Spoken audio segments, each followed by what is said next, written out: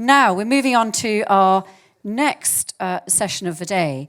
And for many of us, I think especially women, our lives tend to move in chapters.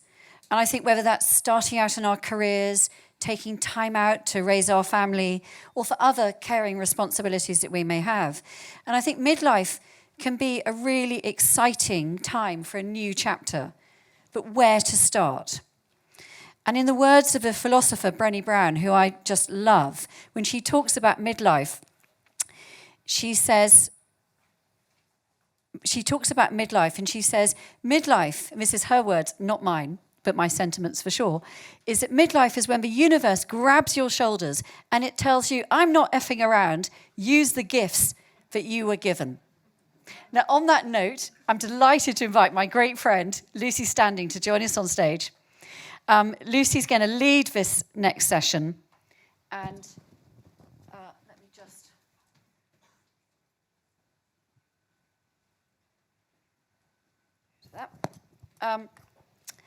Now, Lucy is a highly qualified and talented psychotherapist. She's also the co-founder of Brave Starts, which is a non-profit which helps people in midlife to figure out their next steps. Now, our next panel discussion is all about unlocking that talent, embracing career change, unleashing the incredible untapped talent that we know is in here in this room, but also in wider society. Lucy's going to explore what's out there and what each and every one of us can do with our next step. Hand over to you, Lucy. Brilliant. Thank you ever so much, Sarah. All right, so, there's a panellist here I haven't even met before, so can I please invite my panel up here? So, Catherine, Michelle, Dominie. Michelle, hi. Oh, I've never met you before. Hello. This is we're all. No, we're friendly here. Good to meet you. Right, come and take a seat. Okay, so I think because not everyone, this is the first time I'm meeting you, because not everyone in the room knows everyone here, I'm going to kick off by asking you each to please introduce yourselves to everyone in the audience, because we have networking later and people are going to want to come and find out who you are and talk more about you. So just to set some context, who are you? Where are you from? What's your organisation? So Catherine, why don't we start with you? Thank you. So I'm Kath Sermon. I head up campaigns, public engagement for a think tank called Phoenix Insights. So that's we're set up to look at longer lives and how do we harness the opportunities of longer lives. And I have colleagues who do like classic think tankery, research and policy. And I do this bit that says, hang on a minute, we don't all sit here waiting for government to tell us what to do. So how do we embrace the opportunities, look at how we look at people's attitudes and the actions and the behaviours that they have that could support them to make the most of longer lives. Marvellous. Dominie? Thanks, Lucy. My name is Dominie Moss. I set up a business just over 7 years ago called The Return Hub. I've been a headhunter in financial services for over 20 years. I used to run one of the teams at Sheffield Howarth, one of the international firms, and then set the Return Hub up really to fill a massive gap in the recruitment and search industry, working with all the companies who'd said to me for years, how can you help us reach more senior women, and all of those amazing women, well, not always women, but often women who've had a sort of 10, 20 plus year career, go and do something else for a bit, and then want to come back, but find it really hard to cut through those very traditional recruitment pipelines. Fabulous. Thank you, Dominie. And Michelle. Hi, I'm Michelle Ford, and I'm the host of Two Women Chatting podcast, which I started in my 50s. I'm still in my 50s. And that's a midlife podcast, entertainment. I talk to celebrities every week about all kinds of topics. I have worked really hard over the last 2 or 3 years to develop my FIF, that is my F-it filter. Today, my imposter syndrome is massively kicking in. Annie, thanks for mentioning there's neuroscientists in the room. That really helped. So that's me. I'm a podcaster, almost accidentally, and off the back of that, I'm now a co-presenter on a radio station and a columnist in a few magazines. Fabulous. All right. So, I'm going to just put it out there, right? Not many people in this room are teenagers. We're all probably of a certain demographic. And things probably shouldn't be as hard as they are. So I'm going to ask my panellists, I guess, to each take it in turn. What is it that's driving your interest in this space? What changes are you trying to achieve and drive for this sector and this demographic? So, Catherine, let's hear from you. Let's not do creeping death each time. Well, I'll flip it around another time. Thank you, Lucy. So I work, as I mentioned before, I work for this think tank. We're set up and we're based within a company called Phoenix Group, which is retirement, long-term savings business. Don't talk to me about pensions. I don't do that bit. But actually what they were looking at was the fact that how these longer lives change how we approach work and retirement. And this huge sense, and it's fascinating coming off the back of this last session, like huge people, even actually in some quite privileged or wealthy circumstances, not saving enough for their retirement to continue to live at the quality of life and lead the lifestyle that they want. So we see this sort of under-savings problem, and we think, what are the different ways that you could look at that? And one of those has to be about work. How do we support people to want to work and to enjoy their work and to maintain a purpose in work for as long as they want to? And so that's the thing that's really driving us, is how do we support people who want to work really well, to have the work that they enjoy. But we know that in midlife, for women, that can be particularly challenging for a number of reasons, whether that's a career break, whether it's menopause, whether it's caring responsibilities, whether it's health conditions and so on. So really looking at what are the things that will support people to navigate, sustain and enjoy longer working lives. Yeah, fabulous. All right, I'm going to, after the prompt about the creeping death, I'm going to jump Dominie and go to Michelle. Oh, thank you. What she said. Yeah. How's that imposter syndrome? Oh, it's really great. Okay, so I'm a creative person. You talk to me about C-suite. I do not know what you are talking about. What I do know is that I can connect with women who feel like me. And that might be that I want to reinvent myself, find a purpose when my kids have left, find some support because I'm looking after elderly parents and I'm squished in the middle because I'm trying to get a career going and I'm worried about big kids who have left home. And big kids, they have bigger problems, don't they? Right? You know, when you've got a toddler on a leash, you know where they are. But when they're at university, Lord knows what they're up to. So what I have found is that I have developed over the last few years, not talking about my kids in small talk, and Esther, I can't wait for yours. I have found that doing this podcast has opened me up to new subjects that I hadn't thought about. ADHD in later life, people pleasing, finding your boundaries and knowing when to say no, or confronting sexism in a polite, articulate way. It has given me conversations that I haven't had for decades when all I've been about is, so, are you going to gymnastics? Are you going to eat that broccoli? Are you going to clean up that room? Now I can talk about real things like loneliness, and I try not to go on and on about menopause because it's part of us. It's not what we are. We all go through it, and we can cope with it in different ways. So that's rather a long answer, but I hope what I bring through my podcast is a feeling of community and education and empowerment. So Fabulous. That's it. Thank you. All right, and Dominie, tell us what's driving your interest in this space? Well, I suppose... it was about 10 years ago. Well, it was 10 years ago, so I just turned 40. And I sort of was looking around the city and thinking, where are all the women who look like me? And it seemed to be that I was getting more and more lonely, whether I was in the office or in coffee shops, meeting candidates or whatever it was. And around that time, I was also thinking, God, I can't be doing the same thing in another 10 years. I'll go absolutely crazy. And then I had a totally chance meeting with a brilliant woman who was head of recruitment at one of the investment banks down at Canary Wharf. And yeah, people talk about light bulb moment, and it absolutely was for me. And we were chatting about nothing in particular, and she said, we're just doing this return to work program. It's called a returnship, and it's a 3-month program to get people who've had a career break of 2 years or more back into work. We get to see them in a real business situation, a kind of extended interview, if you like. They get some CV-worthy experience, and maybe there's a job at the end of it. Maybe there isn't. And I thought, that sounds interesting. I said to her, how many applications do you get for your program and how many places do you have? And she said, well, we get about 400 applications for 10 places. At which point I nearly fell off the back of my chair thinking, my goodness me, who are all these people trying to get back to work? Who's helping the 390 that aren't getting on this program? And there must be lots of companies that would love to do the same thing, but just don't have the wherewithal or the know-how or anything. And so I thought, well, what if I take everything I know about a search process, kind of scale up the candidate population and headhunt out of that pool in the same way that sort of in-role candidates are getting headhunted. And then we can go to companies and help them, tap into this pool in a strategic way, which, other than that, they're basically relying on chance and luck, who they might bump into at the school gate or sit next to at a party or something. And that's obviously just, chance and luck, not really a strategy. Anyway, so I left that meeting like a woman on a mission, met as many people as I could who'd been on the programs, who'd run them, HR people who'd designed them, and held these focus groups with candidates in my own network who were on a career break, and was just blown away by the talent, realised very quickly that most of them wanted a job, not an internship. Very often they'd gone and actually got loads of new skills whilst they'd been on a break. It never sounded like much of a break to me, but anyway. And they'd been acquiring new networks and was kind of great stuff. And the other thing is, when I used to say to them, very often, what do you want to do?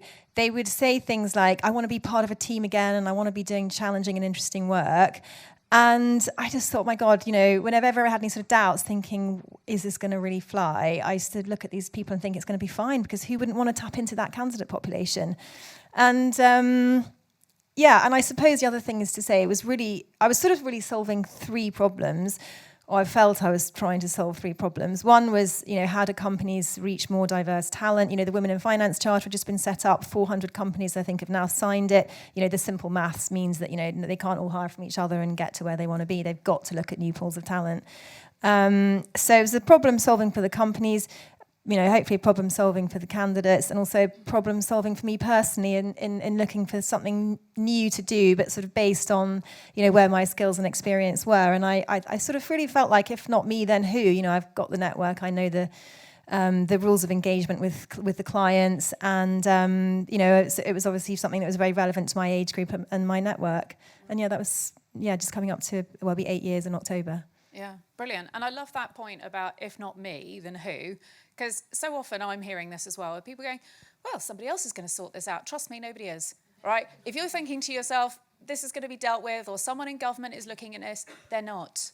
All right, so just bear that in mind. I know that when we put hands up, actually a lot of people here are running their own businesses. So you seem like the sort of audience that are not exactly letting moss roll on your rolling stone or whatever. Just quick question, actually, because we're talking a bit about retirement, and I think there's a bit of an assumption there. Hands up people here who think that they are all... Actually, who's aspiring to retire? Hands up. Yeah, okay, all right. So actually work for most of us is, we're kind of planning on keeping work as being part of our foreseeable future for however long, which is probably about the right way to look at it. I mean, Catherine, you probably know this better than me, but what is the average pension pot size in the UK? Well, that I don't know. I'll maybe ask the guys at Ruffer. What I was going to say, actually, interestingly, we've just done some research, which we haven't even published, but and some of it may be stating the obvious, but we just asking people, like looking back over the last 40 to 50 years, how much did people perceive that retirement was this hard stop where people stopped working one day and then never worked again, like really high numbers? How many people expect that in the future? Like much less. Actually, it's still very attractive and appealing to a group of people, but a much smaller group of people. What people are increasingly saying is, A, that they think that people will never stop working because they will either want to or need to keep going. Yeah. And a larger number who say that they think it's just going to be a much more fluid, flexible, doing a bit of this, a bit of that, downsizing that, another project here. The numbers for portfolio, I think, and often sometimes the drivers for self-employment were I think, the real indicators of that. Yeah, I mean, I think it's fascinating. And I think, well, I mean, I can tell you, I'm not Phoenix, right? But I mean, average pension pot is way too low, right? So for Joe Public, we are going to have to carry on working pretty much forever. But what's interesting, so we've got this massive need, right? So people are going to have to work for longer. You in this audience, you're also saying that as well. And most people, as you were finding, Dominie, want to be part of a team, want to feel like they're doing something useful and so on and so forth. Why is it then so damn hard? So, companies are still not quite stepping up. Government isn't really engaging on this topic. That whole point about don't wait for somebody else to sort it out for you. Why are there still barriers that exist? Look at this pool, right? People aren't reaching out to them that easily and offering flexible working yet. There's still a lot of innovation that hasn't happened. Why do you suspect that might be the case? And I'll start with you now, Mish. No, don't. Okay, well, I'll come to you, Dominie. What are you finding on the ground? Well, there are lots of problems. It's a knotty, thorny, nuanced issue, and one can make generalisations, but you've got to sort of overlay that with everyone's individual circumstances as well, and obviously everyone has different experiences and backgrounds and requirements and all the rest of it. But I think from a recruitment perspective, and I can only really speak about my area of expertise, which is financial services, and obviously executive search and recruitment, is that the pipelines, the way companies hire people at the mid and senior level, there's really three main ways they do that. One is executive search. That's about, client A goes to headhunter B and says, can you please find me someone to be my new head of sales or something? They will then make a target list of all the target companies they want to headhunt from, who does that exact same job somewhere, who does that exact same job there, and that is the long list, short list, and that's what happens. And those headhunters get paid an awful lot of money to do that. The other way they hire people is obviously to go to a recruitment agency, and they'll have 3 or 4 agencies all trying to fill a role. Those agencies all know that the square peg, square hole candidate found in the quickest time frame will win the fee. And then you have jobs boards where obviously senior roles are advertised online. They will have algorithms that filter out the non-standard candidates, particularly those with career breaks. So all of the main ways that companies hire people, they are screening out these kind of non-standard candidates who have slightly different CVs and backgrounds. And it's a very, it's a very kind of binary process. And for most companies, most of their time and money is invested in recruiting people, acquiring assets or people as assets in those main ways. So it's very difficult to cut through if you're not fitting into that box. Now, it's not that companies, in the main, don't want to see these different kinds of candidates. It's just very difficult for them to kind of cut through. It is obviously a lot more complicated than that. There's a lot of bias about hiring candidates with career gaps in a way that is, I think, harder for women than men. So we see a lot of men slide back into work after, a year or 2 years out. And actually recently I had a very funny comment that was made to me by a lovely client of mine, actually, who just hired a senior man into his team, having had a career break for a year to travel with his family.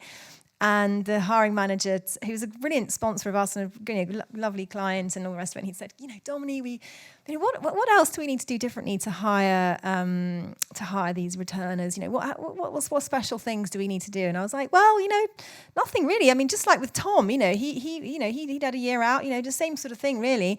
And he said to me, yeah, you know what, Dominie, I think of Tom as just available talent, And it was such a different mindset that was being assumed, I don't know, or a bias, whatever you want to call it, about Tom, who was just available talent, versus women who've had a career break as needing some special, And that's not to say that some... but it was just a very in your face, like, wow, gosh, okay, you've got to listen to that and take it on board and think, right, okay, that's what we're dealing with, and yeah. Yeah. Catherine, you want to? I was going to say, and it really builds on what you're saying. For me, the single biggest thing is a lack of imagination. Yes. And that's in the recruitment industry, that's in employers, a lack of imagination of who could do this job, and an inability to read and think about transferable skills. It's a lack of imagination in people who design the jobs to say, how could this job be done? There are so many different ways you can carve up and design work. Someone has once said, I'm stealing from someone else, this is not my line, but it says, we will look back in hundreds of years' time at 9 to 5 as being the way that people look at sort of child and slave labour now. It's like, why on earth did anyone ever design work thinking that was okay? It doesn't work for anyone. So there's a real lack of imagination there. But I would, if I was being slightly provocative, and probably not so much for this audience, because you've all made the effort to come here and you're engaging with this brilliant club, but actually a lack of imagination often for people about what they could do and how they could take control of doing that. And for me, there's something, when we did some focus groups before we set out, so I've set up a sort of coalition of amazing organisations who are all providing practical support, often free or if not very low cost, for people in midlife who want to think about making changes to their career, whether they're huge total career pivots or sometimes much more incremental changes, Brave Starts being one of them, little plug. But actually, when we were doing some of the focus groups behind this, what we heard from people is they were not even looking for help like that because they just assumed it wasn't out there. And actually, there's often will have been people who say, I've spent hours thinking about what I'm going to help my kids do and never thought about what I want to do or looking for help for myself. And I think that was the other piece of me. So I think it's a lack of imagination all round, but we can just grasp the nettle. Yeah, fab. And I love, I mean, Catherine is very diplomatic, lack of imagination. Half the time I just say it's lack of leadership, because companies do know these issues, but the question that I get asked the most is, what is everyone else doing? And I'm going, guess what? You have to do your own thing, because maybe a vet practice is a bit different from a chartered accountancy. So you got to kind of carve your own way and maybe build some evidence around it. Anyway.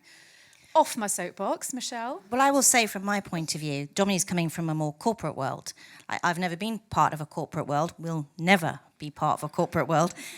And what I think women in midlife, and maybe the men in the audience too, is I think if you've had a career break, you don't have to go into the corporate world. There are so many delicious opportunities out there that you can harness. And you can look at it from a really creative point of view and regard your maturity as a superpower. Because what you've got is emotional intelligence. You've developed rock star skills, being on a career break, perhaps, by managing a budget, negotiating with a teenager, all those sorts of things. And I think you find yourself a cheerleader, be it a friend or your spouse or the really helpful club, and just change those skills. Look at those parallels, perhaps in the corporate world or in a creative world, and think, well, how does that form my resume? If I'm really good at negotiating and multitasking and, making potato and leek soup out of 3 potatoes and 1 leek. I know that sounds kind of trite, but actually we are really amazing at making the most out of things. And I think, if you want to set up an Etsy business or find a niche or study nutrition or teach Pilates, these are all amazing, worthwhile jobs that you can go back into after a career break. So that's my take on it, is that you've all got mini superpowers and you're all mini CEOs of your own households and families. And I think that in itself should get a round of applause, actually. There you go. Take the picture. And I think let's just build on that. So, you've kind of covered off what people can personally do for themselves. Dominie and Catherine, are there other tips, tools, resources, or anything like that you could recommend people go and explore and look at? Do you want me to go? Yeah. Well, again, specifically for financial services, we have I'll explain a bit of background. When I set the business up, I said to myself, right, I'm going to speak to everyone who registers with me because that's what I owe them. And I think I got to about 100 people and realised that was not going to be sustainable. And so we decided that we needed to have some kind of scalable tools to help them, and actually work with Victoria McLean, who's in the audience somewhere. Hi, Vix. Stand up, Victoria, so everyone knows you as well. There you go, that's Victoria. Victoria has the best business, CV writing, coaching business. She is the best at what she does, and we partnered with Vix to create, her webinars. I was totally piggybacking off her content, but we delivered it together to our candidates for free, so they could then get their CVs up to speed and LinkedIn profiles and that sort of thing. And then actually during COVID, we had a little bit too much time on our hand, doing less recruitment than we'd have liked, but decided to create what we call the Career Academy, which is a totally free suite of online digital tools to help everybody with career development. So there's a mini masterclass that Victoria and I recorded together, which is just a 10-minute masterclass on CV writing. There's content there on interview preparation, elevator pitch builders, all sorts of cool stuff. So if you want help with the actual practicalities of getting your CV ready and LinkedIn profile and all that kind of stuff, then go and visit it, because as I say, it's totally free. There are other things you can do as well to just do the work, I suppose, and thinking about what your job search strategy is. Again, if you're going back into an employed role, I think one of the best things I would say, there's loads of things, but I think perhaps one of the things that I would say is really important is to do an audit of your network. Because very often, you will get a job through your own network. I forget what the stats are, but I think most people actually get their jobs through their own network.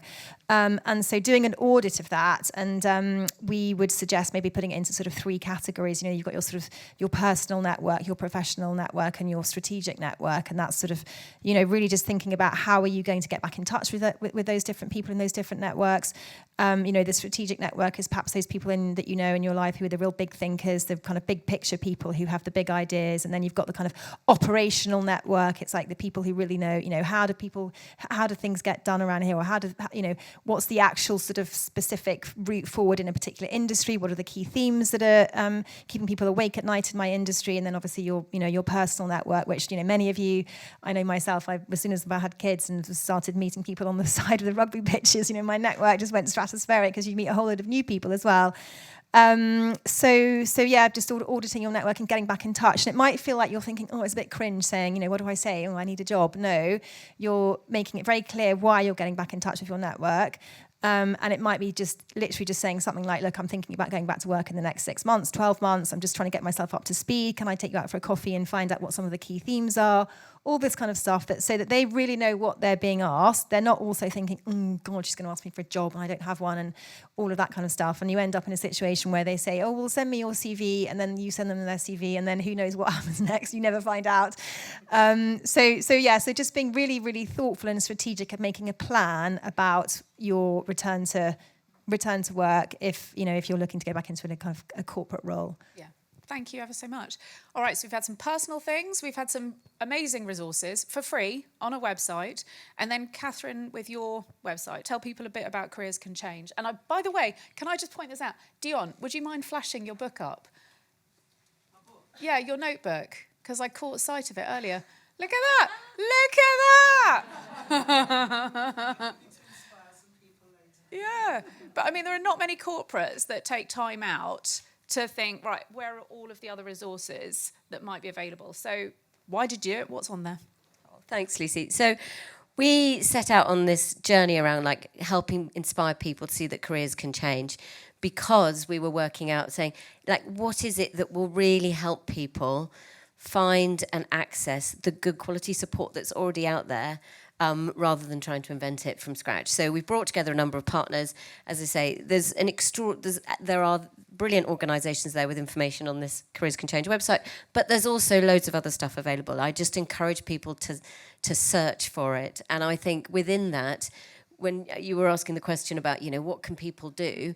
For me, building on what Dominie was saying, it's like, just don't fly blind and don't try and do it on your own.